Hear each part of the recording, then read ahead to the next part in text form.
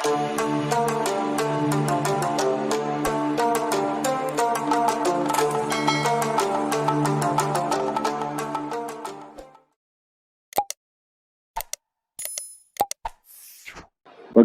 sikap kita menjalani kehidupan di dunia ini, yaitu kita hadirkan bahwa kita adalah hamba Allah, dan perhambaan ini harus dibuat dengan semaksimal mungkin, sehingga perhambaan yang kuat akan dihargai oleh Allah. Perhambaan yang cantik, yang berkualitas akan dihargai oleh Allah. Kita lihat kerja keras daripada pegawai-pegawai kita, atau kalau zaman dulu ada hamba-hamba sahaya. Semakin dia rajin dalam kerja, semakin dia sungguh-sungguh dalam pekerjaannya, pasti kita akan berikan bonus. Hamba yang menghambakan dirinya kepada Allah dengan semaksimal mungkin, dan untuk itu dia bermujahadah, dia bersusah-susah, dia melawan nafsunya. Bukan saja perkara yang haram dia tinggalkan, yang halal pun dia tinggalkan. Dia rela bersedikit-sedikit dari segi dunia.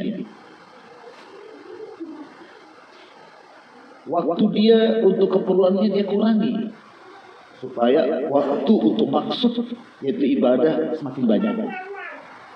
Dan ibadah yang dia kerjakan, dia teliti betul-betul di mana ada cacatnya, di mana ada kelemahannya, dia tutupi. Sehingga orang yang seperti ini akan terus naik dalam perhambaan. Muncullah sifat-sifat hamidah, sifat-sifat yang mulia, qanaah, merasa cukup dengan apa yang ada, zuhud, tidak cinta pada dunia, tawakal, berserah diri kepada Allah, ifah, jauh daripada yang tidak disukai oleh Allah, tawadhu, rendah diri, inabah wa tadarru, senantiasa mengadu, menangis di depan Allah Subhanahu wa taala, ridho bil qada, taslim bil qadar, ridho dengan ketetapan Allah, menerima apapun yang diberikan oleh Allah kepadanya, tidak pernah mengeluh, tidak pernah ada kekecewaan dalam hidupnya, tidak ada rasa takut sedikitpun dengan dunia ini, dengan makhluk, tidak ada sedikitpun harapan kepada makhluk. Bersegera kepada amal, menyempurnakan amal, senantiasa melihat kelemahan dalam dirinya, tidak kelihatan kelemahan pada orang lain, sangka baik kepada orang lain.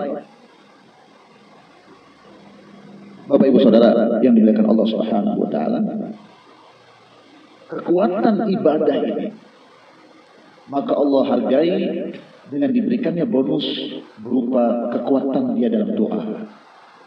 Doanya memiliki bobot, bahkan bukan masalah dirinya saja, doanya pun Allah jadikan asbab penyelesaian masalah umat. Dan Allah karuniakan kepada dia akhlak yang tinggi. Hidupnya betul-betul didonasikan untuk kemaslahatan umat. Waktunya, hartanya, pikirannya banyak memikirkan untuk kepentingan umat. Dari situlah hadis baginda sallallahu alaihi wasallam, khairun nasi anfa'un linnas. Sebaik-baik manusia adalah orang yang paling banyak memberikan manfaat kepada orang lain. Dalam bahasa Indianya, इबादत की जरिए से अल्लाह से लेता है और अखलाक की जरिए से makhluk को देता है. Dengan kekuatan ibadah itu, apapun masalah yang dia hadapi, apapun kebutuhannya yang dia inginkan, dia cukup angkat tangan minta kepada Allah. Dan apapun yang dia dapati daripada Allah, dia tidak pernah menggunakannya untuk diri sendiri. Dia akan bersedikit-sedikit dari urusan pribadinya. Makannya sederhana, pakaiannya sederhana, rumahnya sederhana, kendaraannya sederhana. Dan apa yang dia dapati banyak dari Allah, dia gunakan untuk kepentingan umat. Pertama, dia gunakan agar umat selamat, manusia selamat daripada api neraka, selamat daripada laparnya akhirat. Dan juga dia gunakan agar manusia selamat daripada lapar dunia. Dia tidak sibuk memikirkan makanan, dia sibuk memberikan makan kepada orang lain. Dia tidak sibuk membeli pakaian yang beraneka ragam modelnya, fashionnya, tapi dia sibuk membagi-bagikan pakaian kepada orang-orang yang belum punya pakaian. Dia tidak sibuk membangun rumah-rumah, meningkatkan tingkatan-tingkatan rumahnya miliaran, tapi dia sibuk memikirkan orang-orang yang belum punya rumah, bagaimana diberikan rumah kepada. Inilah sifat khilafah. Bahkan dia rela perutnya lapar demi memberikan makan kepada orang lain. Dia mendahulukan kepentingan orang lain daripada dirinya sendiri. Inilah ayat tingkatan akhlak yang tinggi. Wa yu'thiruna 'ala anfusihim walau kana bihim khassasah. Mereka mendahulukan orang lain walaupun mereka membutuhkan. Ada tingkatan 3 akhlak. Akhlak hasanah, tidak menyakiti orang.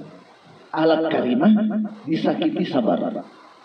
Akhlak azimah, membalas orang yang menyakiti dia dengan kebaikan-kebaikan dan mendoakan. Juga sifat adil, menunaikan hak kepada orang yang punya hak. Tidak melanggar haknya, tidak mengurangi hak orang lain. Yang kedua, orang yang tidak punya hak pun dikasih. Dan yang ketiga, hak dia korbankan demi memikirkan hak orang lain. Kita harus sampai kepada level itu. Inilah akhlak-akhlak khalifah Allah di muka bumi. Dan manusia tidak akan sampai kepada akhlak tadi kecuali dia melalui tahapan-tahapan ubudiyah.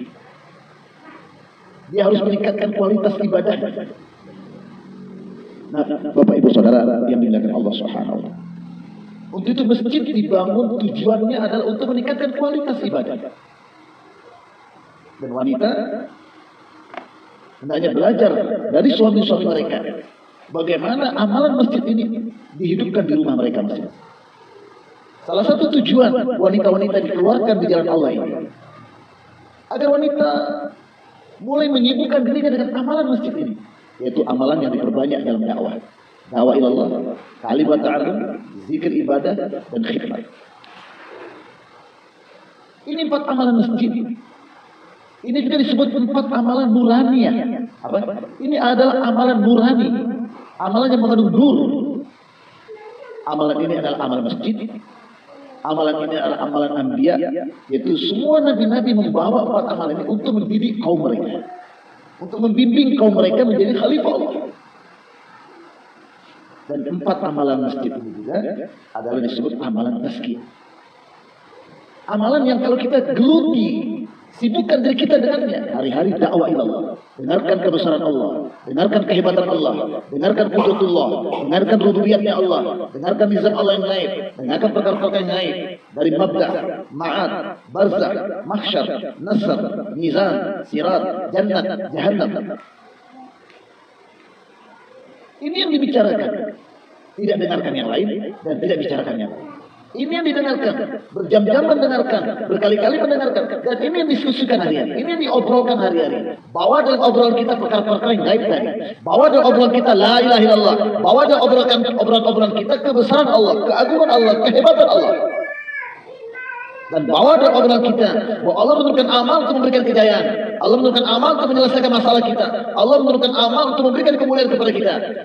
Materi, harta, jabatan bukanlah asbab untuk meraih kemuliaan dan kesuksesan dalam hidup. Ini kita dengar hari-hari, ini kita bicarakan hari-hari, dan kita kosongkan waktu untuk merokobah, merenung, menyendiri dari orang lain. Kurangi ngobrol-ngobrol waktu kita khutbah, kurangi ketawa-ketawa. Ya sekali-sekali, biasa. Perlu jangan tegang, tapi jangan kebanyakan tertawanya. Karena kebanyakan tertawa mengeraskan hati. Merenung apa yang sudah kita dengarkan, merenung apa yang sudah kita bicarakan. Ada nggak dalam hati saya kebesaran Allah? Ada nggak cinta dan gairah saya kepada surga? Rindu tidak saya dengan surga? Takut tidak dengan neraka? Takut tidak dengan azab Allah?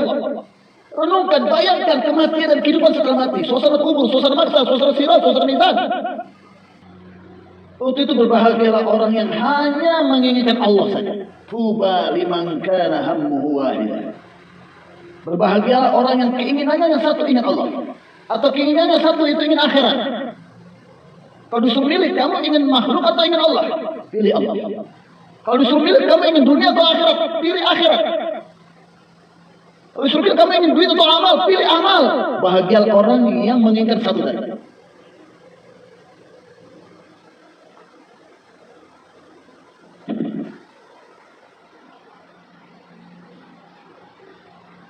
Man ahabba ayyunawwira lahu binuril qalbi. Siapa yang ingin hatinya diberikan nur. Siapa yang ingin hatinya diberikan nur. Nur hati. Fa'alaihi bil wahdah. Yang pertama, dia harus suka menyendiri. Bukan menyendiri mengelamun. Kapan ya saya jadi milioner? Tapi menyendiri, muhasabah diri. Umur saya sudah 30 tahun, umur saya sudah 40 tahun. Bekal saya untuk dibawa ke akhirat sudah cukup atau belum? Saya punya penghasilan 5 juta. Saya sudah dermawan atau belum? Saya sudah banyak infakkan harta untuk agama atau belum? Saya sudah bangun tahajud mudah atau masih susah? Saya sudah mulai mudah menangis atau masih sulit menangis? Saya sudah taat sama suami atau belum? Tindakan saya sudah disukai oleh suami atau belum? Suami sudah ridho sama saya atau belum? Merenung semuanya. Zikir pagi petang saya jalan apa tidak? Baca Quran saya setiap hari 1 juz sudah jalan atau belum? Sunnah-sunnah Nabi saya sudah terapkan atau belum? Tadi saya mau selesai kaki kanan atau kiri? Tadi saya pakai baju kiri, atau kanan duluan? Tadi saya tidur malam tadi saya baca doa apa tidak? Bangun tidur saya baca doa apa tidak? Kalau ingin hati kita bercahaya, dan cahaya ini dibutuhkan di kuburan nanti, di mahsyar, di sirat, dan cahaya itu juga dibutuhkan di dunia supaya kita tidak tabrak batasan-batasan Allah. Maka caranya pertama, kita harus suka menyendiri, merenung, muraqabah, muhasabah, dosa-dosa kita, kelalaian kita dalam perhambaan kepada Allah. Yang kedua, qillatul ta'am, kurangi makan. Yang kedua, supaya hati kita bercahaya adalah kita kurangi makan. Yang ketiga, mudahanatus subha, jauhkan diri kita dari bergaul sama orang bodoh.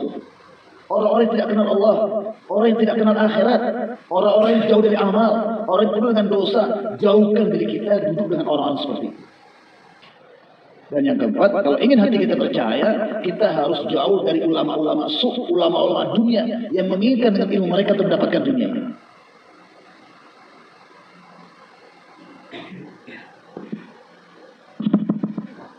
Bapak Ibu Saudara yang dimakan Allah Subhanahu wa taala.